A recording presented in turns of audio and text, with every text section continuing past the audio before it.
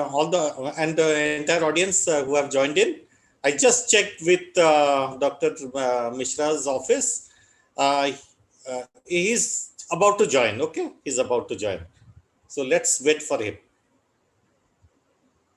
Am I audible, Shefali? Am I audible? Yes, you're audible. Yes. Sir. So I just spoke to his secretary. He's about to join. Good evening, Dr. GP Rao. Good evening, bhai. Sir wants to speak something. Okay, 1 minute. You can unmute yourself, sir. Yes, Dr. Santrupt Misra is very much with us. He's already in this platform already. Okay, his name is shown as iPad 7. Okay, I'm talking to him. Okay.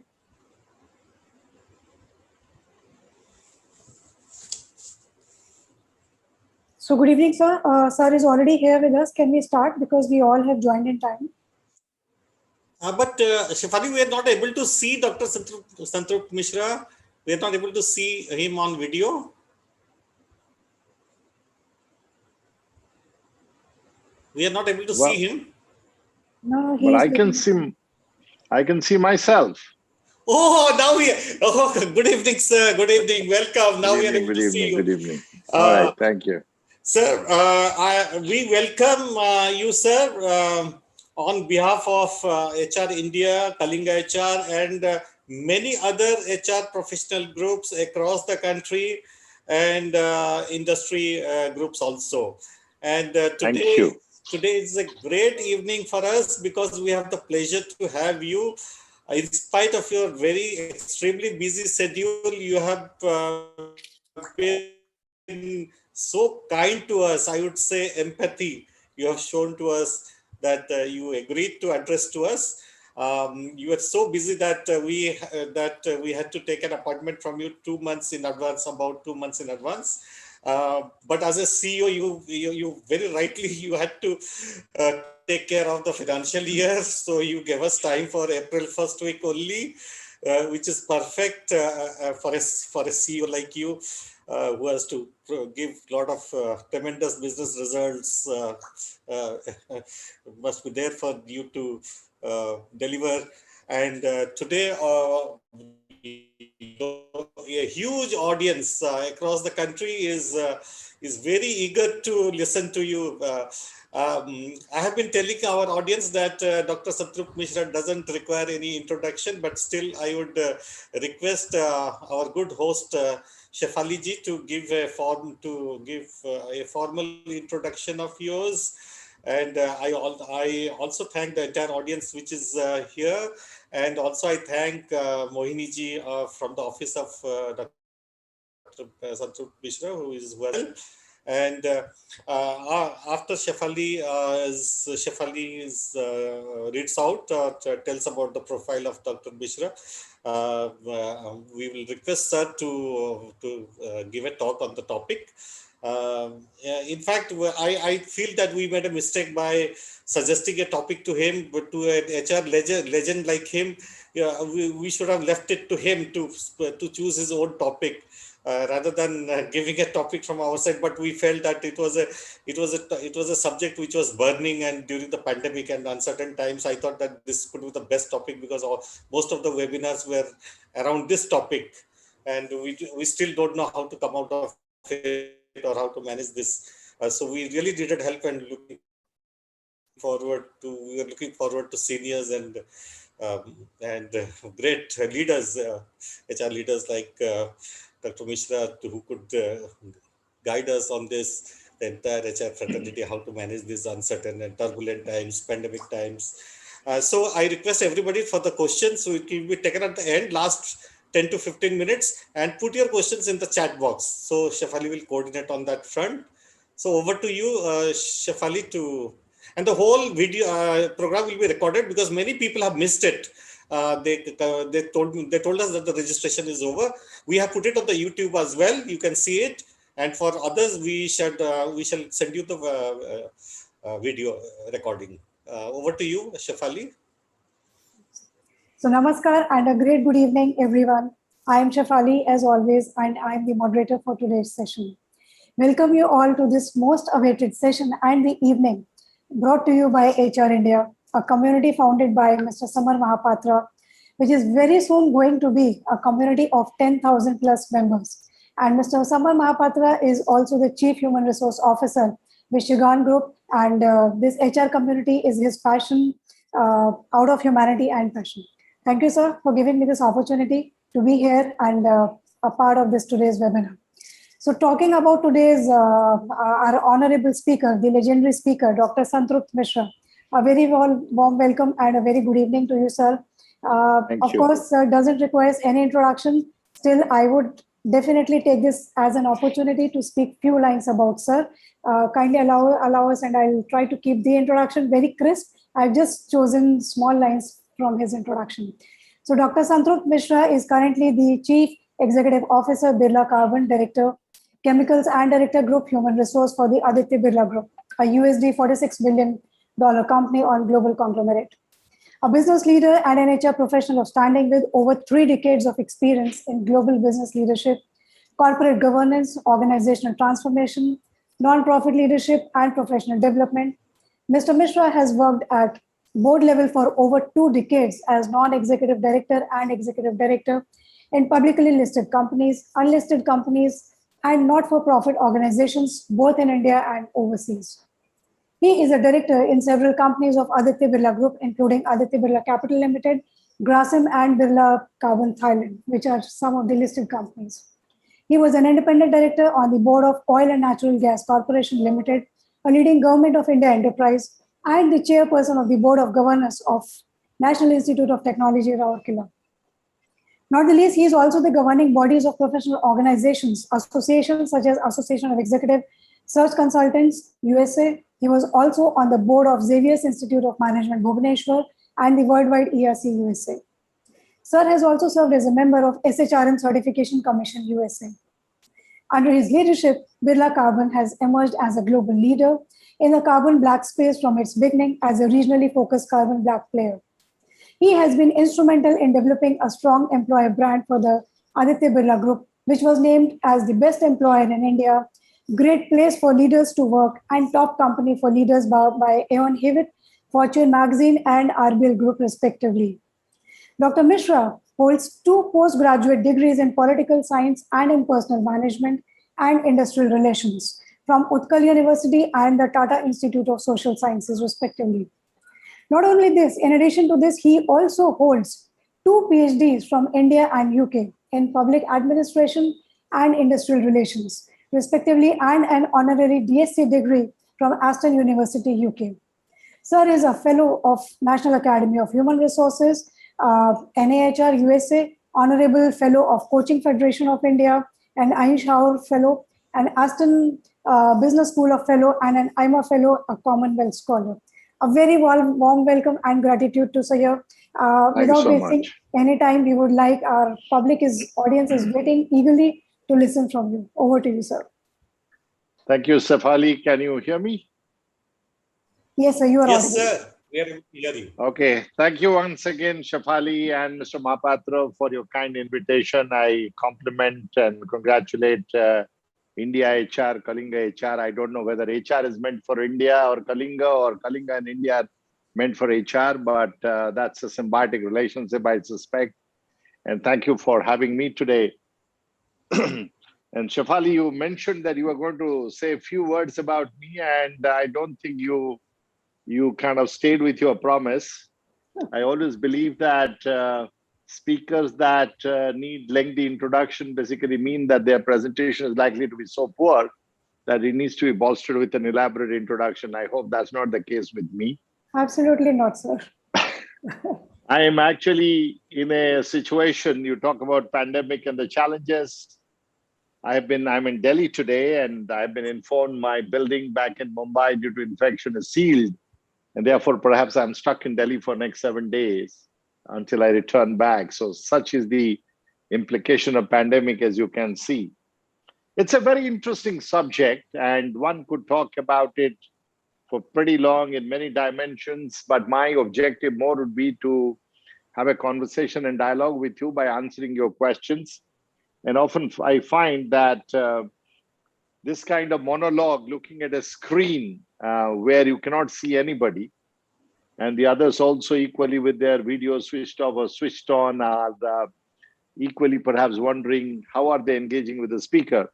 I believe that the more meaningful way would be to answer more questions and have the conversation, seek your views on how you experiencing it and what you thinking about it. Because I believe that in today's world, this pandemic has proven one thing, that there is no monopoly on experiences. There is no monopoly around points of view or what needs to be done and how one could go about it. So therefore, I would invite you all to join in this conversation, and together we can make it very rich. I would try and make some brief remarks and then maybe invite your questions. Then we can have perhaps more meaningful, relevant conversation that is of interest to you, rather than me saying what I think and what my beliefs are. Because the world is experiencing this pandemic differently. The world is experiencing this pandemic in different phases differently. And the world is coping with this pandemic in different phases, differently in different parts of the world. It's interesting that not necessarily the same company is coping with this pandemic the same way in different parts of the world, and not even sometimes in the same country.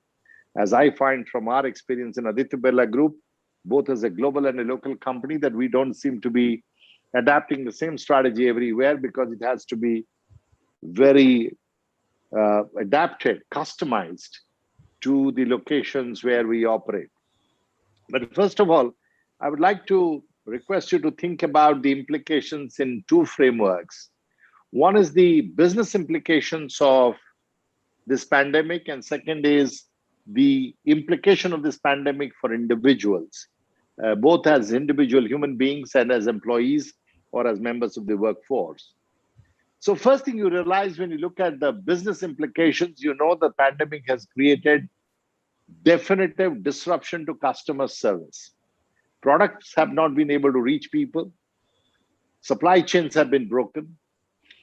There have been electronic chips that have not been able to arrive from China for automobile industry in different parts of the world.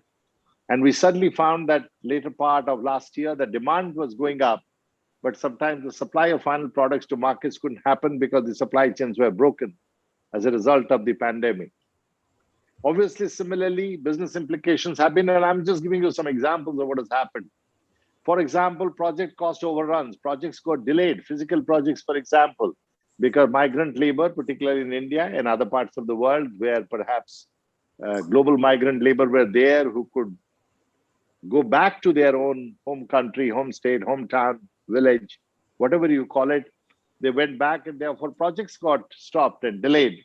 And it was becoming difficult for many organizations to complete the projects on timeline, and the cost overruns were happening.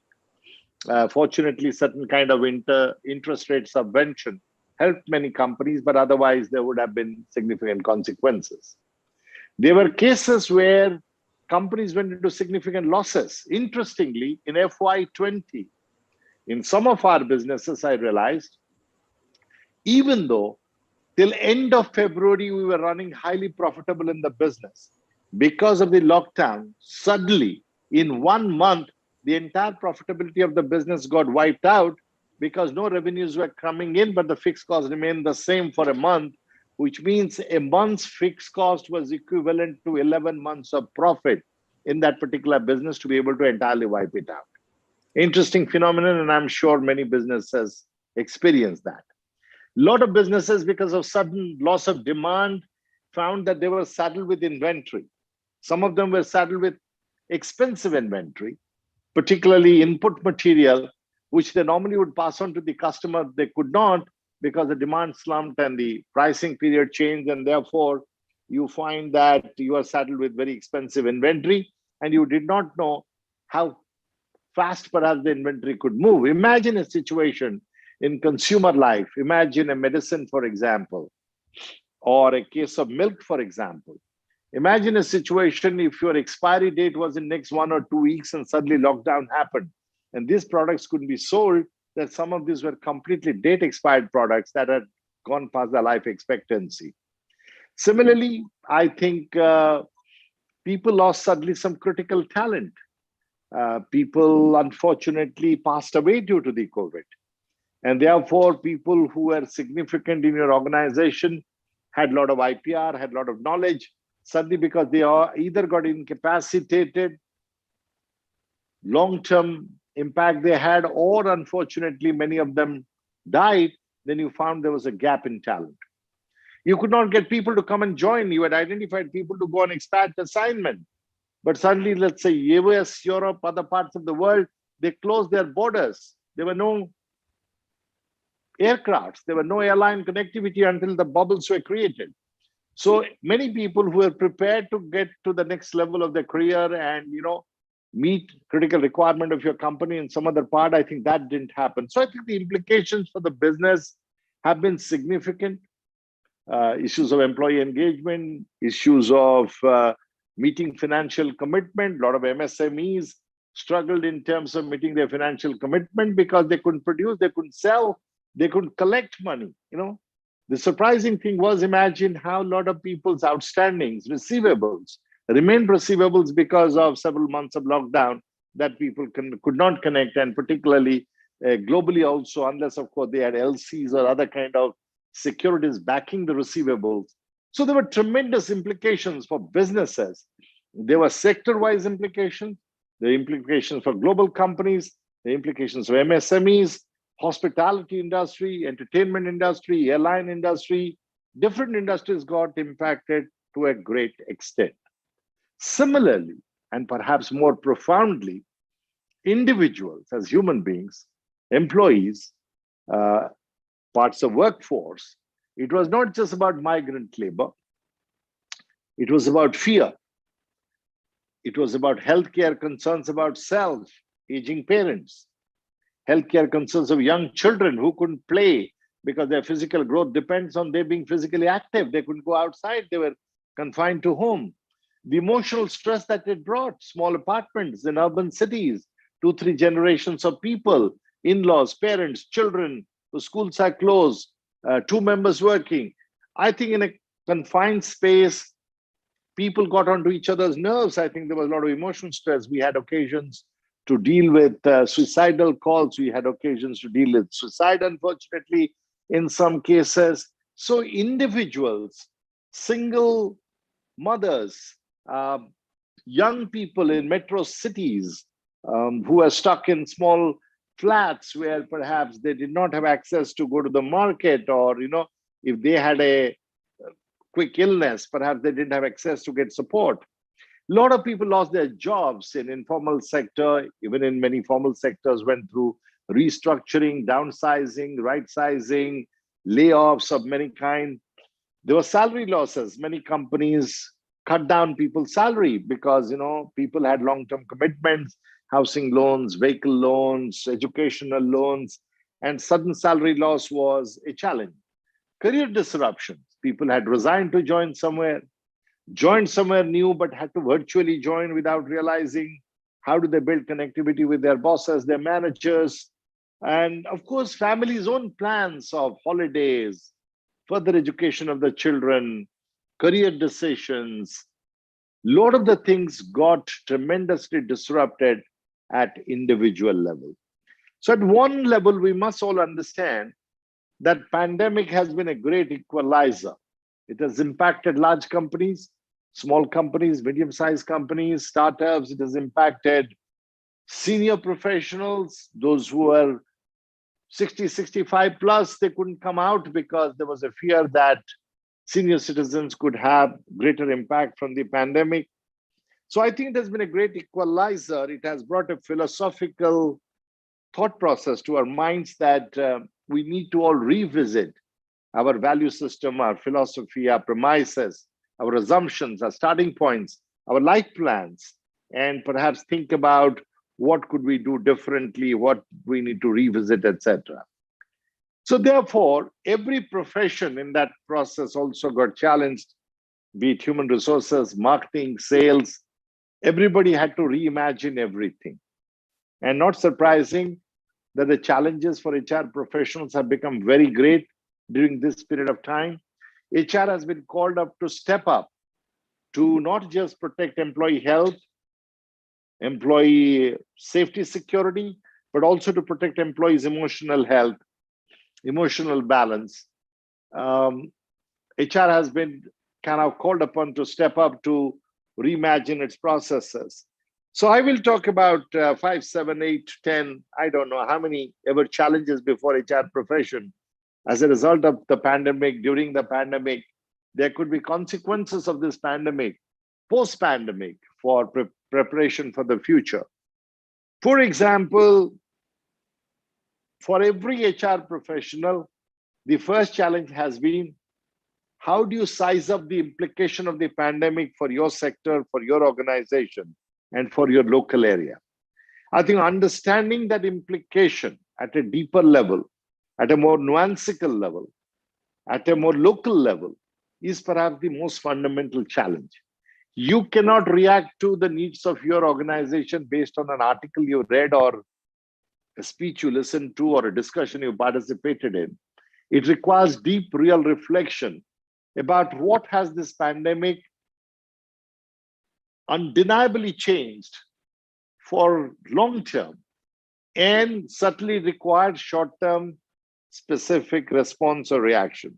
So I think that thinking challenge for HR professionals has grown multiple levels as a result of the pandemic, that we need to think about it more, bring in new insights as to what's happening to our organization. Sometimes one needs to understand it by using one's own reflection, sometimes maybe collecting data from employees, asking them maybe questions, surveys, focus groups, whichever way. But one needs to feel the implications. Second is, a primary ask of HR has been to make sure that the operations of the company or the institution, depends on where you are, is always maintained at a level of productivity, that the productivity makes the organization sustainable, because no organization can be sustainable without continuously improving productivity. But given the new forms of work, particularly work from home, what is productivity? How do you measure productivity of work from home? How do you ensure that you have the mental framework, work organizational framework, the technology, the tools, the communication possible, the alignment of manager and team member relationship, the inter-team relationship, within the team relationship, to ensure that productivity is kept at a minimum threshold level and it is delivering to the business's ultimate strategy. Most of our employee services, if you think about the third aspect, we're all designed to be on-site services, whether it is cafeteria, whether it is health checkup, whether it is manager communication, appraisal discussion, maybe interviewing, many things, apart from a handful of very dispersed and digital organizations. A lot of our employee services, for example, gyms and play fields or clubs or swimming pools, all have been kind of on-site services that we deliver to employees. Now, when most of the offices are closed or there is a hybrid workplace where people work both from home or remote locations or third locations or from within office, how do you quickly remodel your employee services to both include on-site and off-site, hybrid and distant, dispersed workforce? The fourth challenge, similarly, therefore, has been a lot of these employee services form the foundation of employee engagement. But when weeks and months together, you do not meet face-to-face with your employees, how do you ensure that the culture of the organization remains intact? How do you reinforce the values of the organization? How do you maintain employee engagement is one challenge, which is again a challenge of thinking, a challenge of creativity, a challenge of innovation that HR profession has had to cope with in such a situation. Pre-COVID, we all had planned HR initiatives, talent management, leadership development, technology implementation, new work structures, all kinds of things. But post-pandemic or during the pandemic, we all had to quickly reprioritize to say, okay, all that I had planned, which have become quicker and more important than the others. For example, between SAP training and an MS Teams training, perhaps MS Team training became more important than SAP training, or SAP training became more important compared to some other training. So whether it is training or learning, it is recruitment, on every area, the initiative strategies, the plans that HR profession had made for its companies had to reprioritize. We had to justify more the spend on the initiatives that we are running.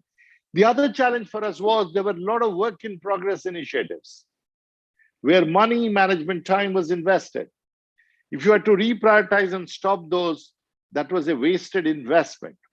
The challenge before HR profession was how to retrieve wasted investments or how to make that investment made, which is work in progress or not completed, how to make sure that some value can be extracted out of it.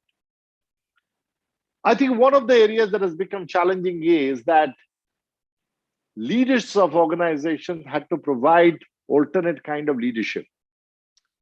Crisis management, giving people assurance and comfort, addressing financial institutions, lenders, giving support to customers, leaders, and there were no people around them to provide them support physically, even though digitally people were perhaps working. Suddenly, HR perhaps has found that the leadership team, those who are supposed to be the superhuman beings to run large-scale organizations, themselves can be also vulnerable human beings.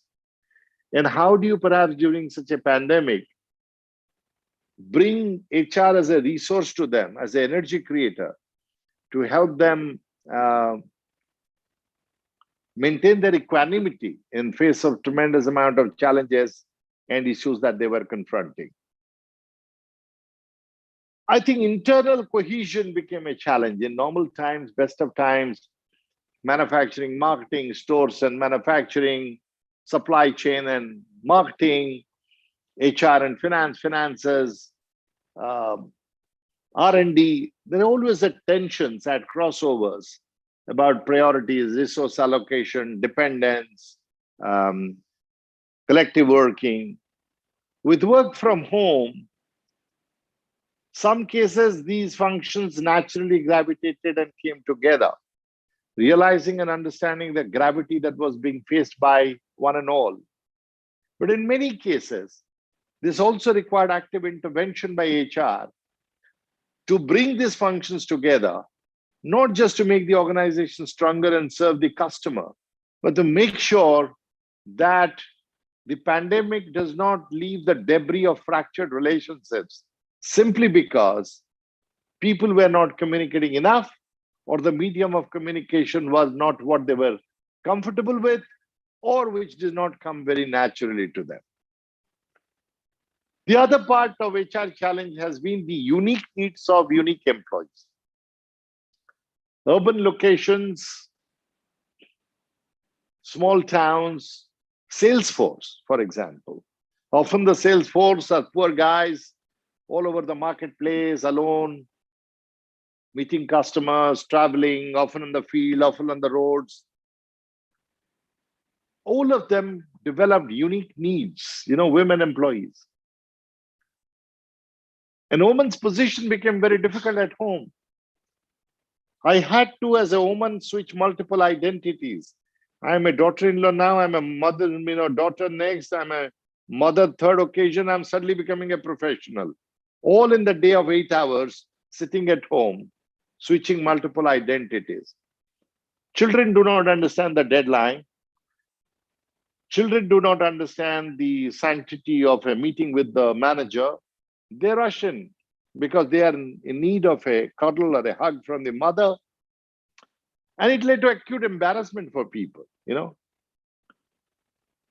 So how do you help people to cope with work from home?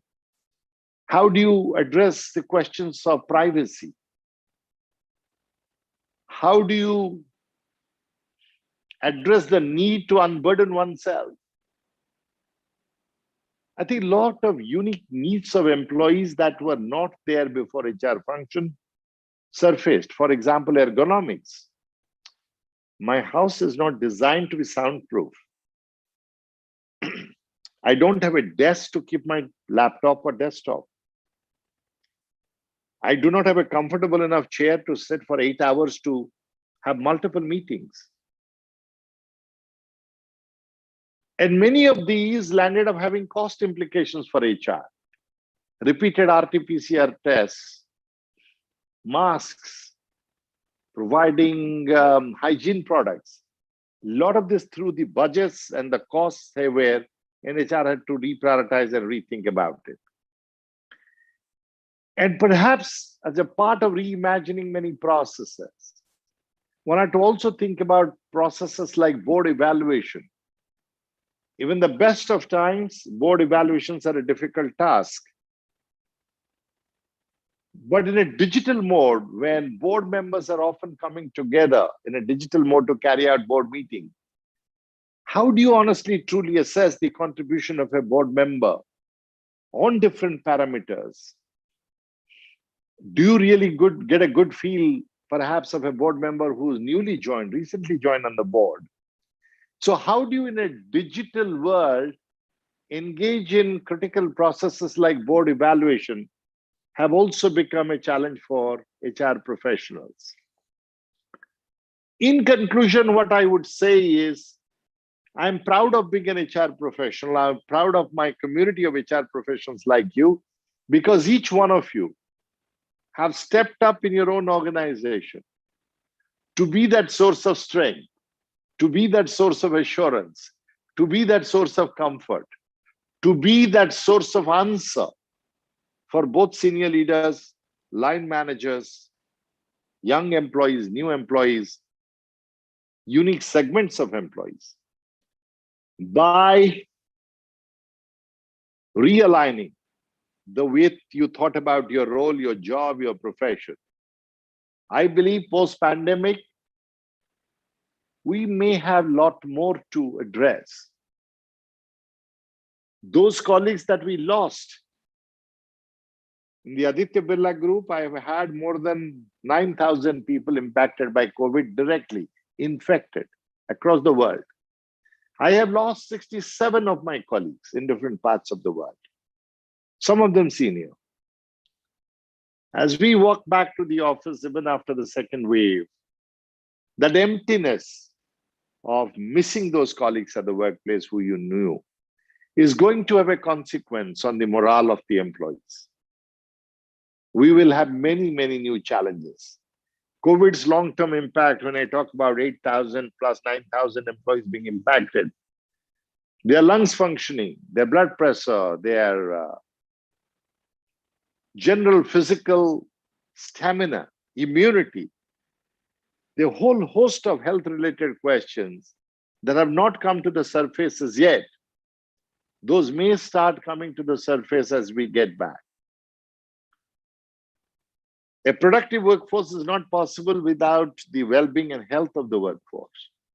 So there will be newer questions even before us after the pandemic that we have never dealt with, perhaps. And we need to, on these platforms of India HR Forum or platforms like Kalinga HR, you all need to come together from time to time around problem statements, ideate, consult, collaborate, debate, to find new answers to new problems that this pandemic has brought in front of us. I thank you all for having me with you. I hope you stay safe, and I will be more than happy to take on any questions if you have. Thank you very much. Great, sir. Very crisp and clear message from your side. And I think our audience are enjoying it like anything. We have got a couple of questions. One by one, I will read them out. So our first question is from Mr. Jha. He says, what could be the major role of HR to address the industry challenges like talent management and engagement due to pandemic? Well, Mr. Jha, thank you for the question. I think the primary challenge would be how to hold the organization together. The chief executive's role is to hold the organization together, and I think the only other person or team that is responsible for holding the organization together is HR. So I think frequent communication with employees, picking up what is on top of their mind, what is worrying them, and finding friendly answers to those concerns and reaching back to them would be the fundamental way of employee engagement. That you are listening, you know about it, you are aware of it, and there is some willingness for you to do something about it. You cannot address all issues of all employees, and employees are very practical. They're aware of it, that you cannot address all their concerns and issues for all of them. And so I think HR profession perhaps needs to more finely segment employees during this situation and figure out that engagement points for different segments of employees would be very, very different. Those who have old parents perhaps may need a longer opportunity to work from home, and that flexibility might be their point of engagement. So I think a nuancical understanding of unique needs of segments of employees and willingness to at least consider how to collaboratively address it is going to be the solution to your search for answers for employee engagement during this time. Thank you, Mr. Jha. Great. I think, Mr. Jha, you must have got your answer. Very crisp again from sir. So our next question is from Pratima. She says, how could government manage health and earnings of people during this pandemic situation? As well, what type of handholding is necessary from other stakeholders in our country, like India and Odisha in specific? Well, I think as you saw that many countries have given stimulus packages running into anywhere between 20% to 47, 48% of their GDP to make sure that livelihood, employment is protected. And those have come in different forms. Some, like in India, went as direct benefit to citizens. Some came, as in the US, as stimulus to employers to maintain certain level of employment. So different paths have been followed by governments to do different things. But again, one thing in Indian context has become very clear, that I think finding employment in different parts of India in the local market has become important. So balanced regional development, which has been a goal in India for a long time, whether tribal areas, backward areas, rural areas, rather than making urban centers are the only source of employment and livelihood, the need of spreading employment opportunity, livelihood opportunities right across India has never been more pronounced than the pandemic brought forward. As we saw that this pandemic was so significant that even global collaboration could not help it. Rather, opportunity for global collaboration became even limited as borders were closed, as you saw. So I think self-reliance, which perhaps our Prime Minister talks about, Atmanirbhar Bharat, it is not just Atmanirbhar Bharat. It has to be self-sustaining communities in every area. Supply chain disruptions taught us that you got to grow vegetables near your house or depend on produce that is locally produced to be consumed. A lot of us have got too used to internationally imported fruits. I think the need to improve the green cover, fruit orchards, being self-reliant on some basic minimum need of vegetables and fruits as a habit needs to be more cultivated in communities. Maybe it is not possible in high rises in India. Of course, there are new technologies are coming in, even in horticulture, in agriculture. I think we need to learn about it, how in small space, in balconies with limited sunlight, what can be grown. I think therefore an alternate approach to life and livelihood, lifestyle, all of this need to become subject of awareness, engagement for all of us. And those of us who are in MSME sector, those of us are in large companies, but their supplier base leads to MSME sector. Those of us who are engaged with education, encouraging people to have more vocational and skill-based education and high-quality education that is remunerative and with skills, which can be productively used in the local area, can be very effective and important solutions going forward. It is not going to happen in a day, not going to happen in a month, not going to happen in a couple of years, but this understanding, this awareness and small steps and actions by all of us in our individual capacity is going to make a big difference to this process. I do not have a definitive answer to what could be done in Odisha. I was there 2 days ago. I think that the concept of local self-reliance, self-sustained communities and mutual help and sharing, I think the great act of people contributing food and shelter to migrant labor during the pandemic lockdown was a great restorer of faith and hope in Indian civilization, in Indian society, in our ethos of Atithi Devo Bhava, or the values of compassion and care and service. I think all of this came to the fore. I think these are dormant and dominant values in Indians. We don't have to wait for a pandemic to come to the fore. We can contain and restrict the materialism that has overpowered us to bring forward this whole innate ability of Indians to be caring and compassionate. And I think that is what the pandemic has brought forward. And I hope we can sustain with that. Thank you for the question. Absolutely. My God, sir, we are flooded with questions. I believe people love to listen to you and have a lot of knowledge nuggets from you. So my next question is from Anupam Singh. She asks, how challenging has it been to restructure your workforce policies to address the current pandemic-driven work situations? Is it Anupama or Anupam? Anupam Singh. Anupam, okay.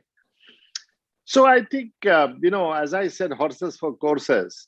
Aditya Birla Group is a conglomerate and we operate in about 40 countries. So we first of all decided that we are not going to put a policy straitjacketed for everybody. We decided to empower our local managers to take a view of what is needed there, and local HR, and they, discussing between them, needed to architect what was important for our employees. For example, till today, we have never asked anybody to come to office. We have said between your manager and you, discuss. Those of you feel comfortable, come to office. Those of you want to work from somewhere else, including your home, continue to do that. There are still people for last 7 months have been away from Mumbai, which is our headquarters, but are working from some other location. So I think starting from there to developing technologically based app called Veda that we have deployed in our factories and are being used in our offices, that when you leave from home, it captures whether your home falls in a containment zone, whether you got a rota today in office to come, which you have agreed with your manager, and it is connected to your Aragya Setu. So you have created a complex algorithm of an app to make sure that employees coming in are safe and employees coming in are not carriers of infection. And the app is such that when you have downloaded the app and I have downloaded the app, If we come in close proximity, if one of us had exposure to a COVID patient, it will buzz and send messages saying you have come in close contact with somebody as a colleague on the floor, etc. It will give a time, a location. So innovations of apps of this kind, to freedom and empowerment, to, for example, cash conservation measures like no leave encashment, for example, treating COVID absence as a paid leave, for example, extending leave that people could not take because of pandemic to be carried over to the next year. All kinds of innovation locally and practices we have evolved to make sure that employee issues are addressed.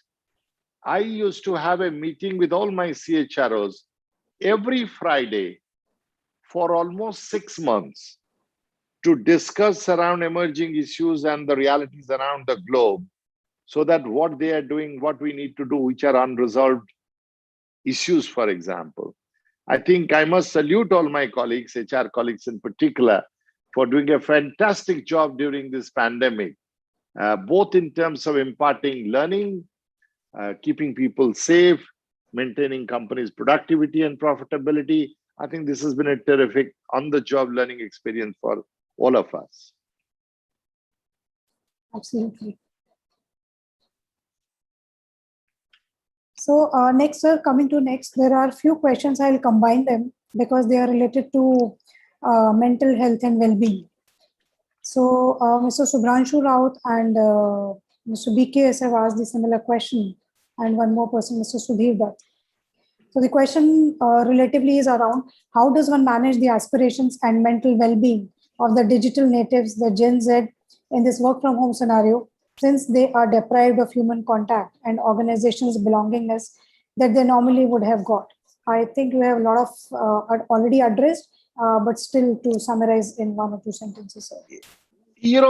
I don't know how can you manage people's aspiration. Rather, I would hope that the reality would have bitten everybody to say that my aspiration need to be seen in the context of the times that I live in.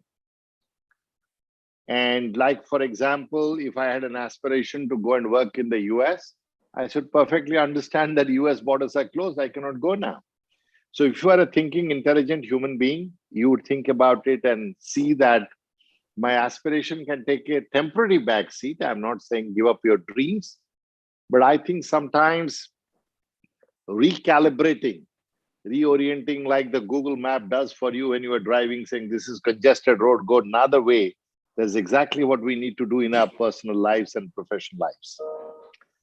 But mental issues of people can be addressed many ways, and each one of you can be a resource to contribute. I remember an occasion that a colleague of mine was, whose mother was hospitalized due to COVID.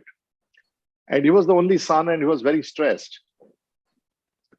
Another colleague of this colleague messes me to say, Dr. Misra, so-and-so's mother is in hospital for COVID. He's very stressed. If you can please give him a call, I think he'll feel very inspired and enthused and, he'll overcome his current stress. I made him a call. He was delighted. His mother ultimately, thank God, recovered and came back. But this was an example of where one colleague cared for another colleague, and both were fairly junior.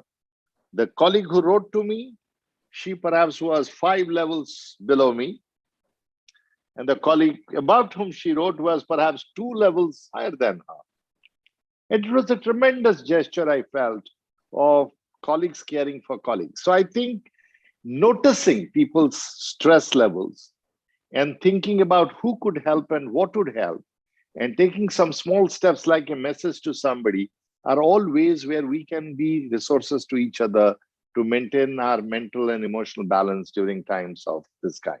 Thank you.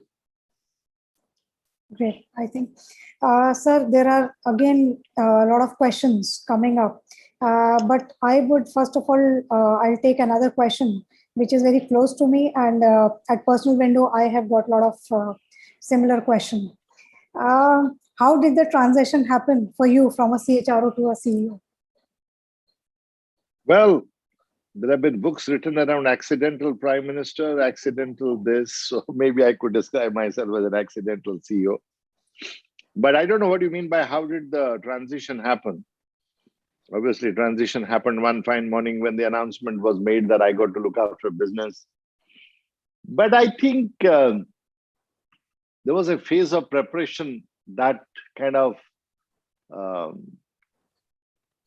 unintended silent preparation that went into it, because I've been on boards for a long time. First time I came on a publicly listed company board was in 1997. I became a full board member of Aditya Birla Group at the age of 35. So I think a lot of those opportunities gave me an end-to-end view of what business is all about, and what are the key value drivers and what trade-offs one could make.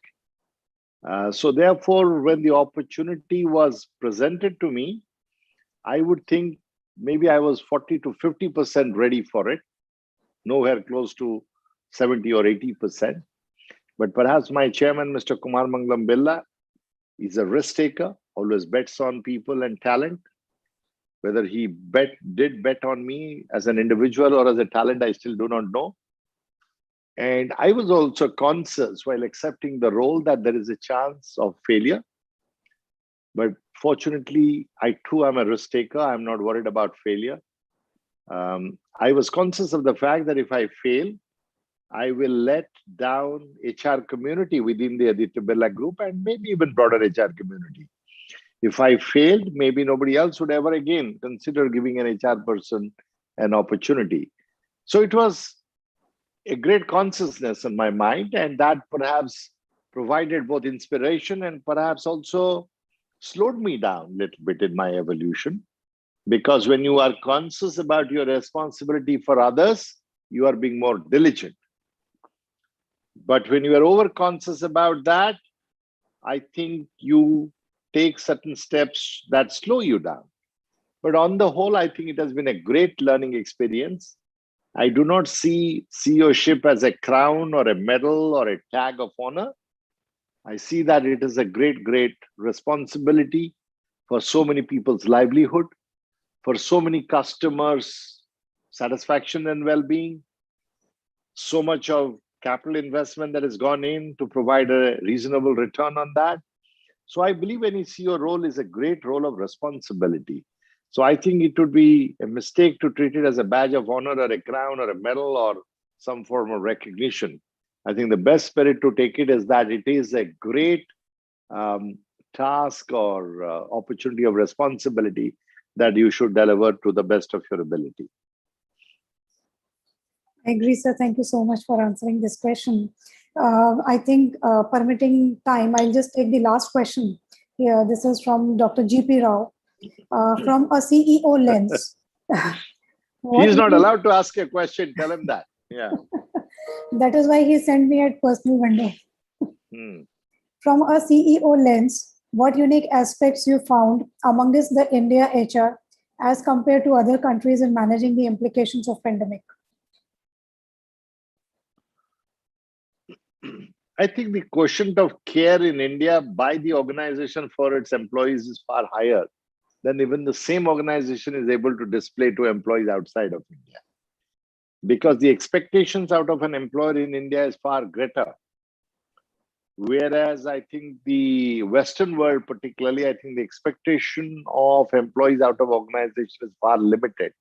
And because of that, and also combined with the culture, the notions of privacy, many things, I think the extent to which employers stretch for employee care, but they do display care, but of a different kind, not of the kind we ask from an employer in India. The dependence of employees on employer in India is of a far greater magnitude.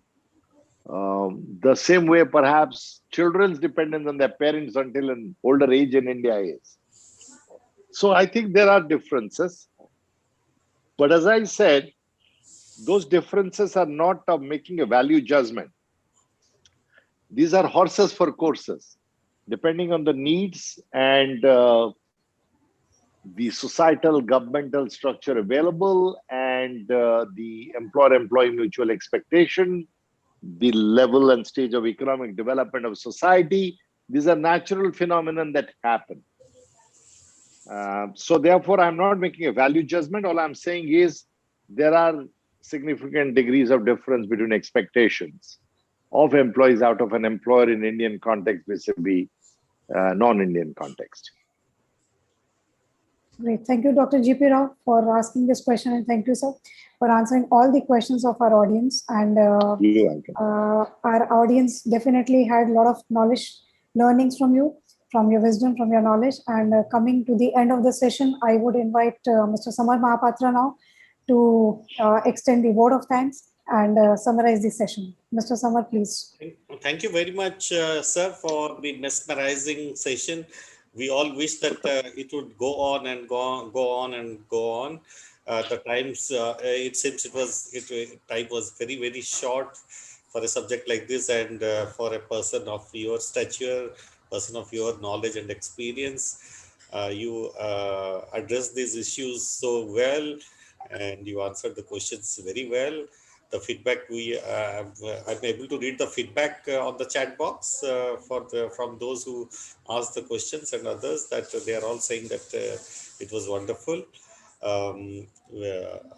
Thank you so much, sir, for sparing your valuable time. And we would request you to address HR India, Kalinga HR for at least twice in a year, because you are so busy that 1 hour in every 6 months. So 2 hours we request for in a year. I hope you will be able to spare 2 hours to us over a year. So, but I'll be happy to, Mr. Mahapatra, but you must have diverse perspectives rather than the same person's perspective, you know. Sure, sir. Sure, sir. And we would also would like to have you once for a physical event in Delhi, whenever you are free. Whenever it happens, yeah, sure. Yes, and after the pandemic.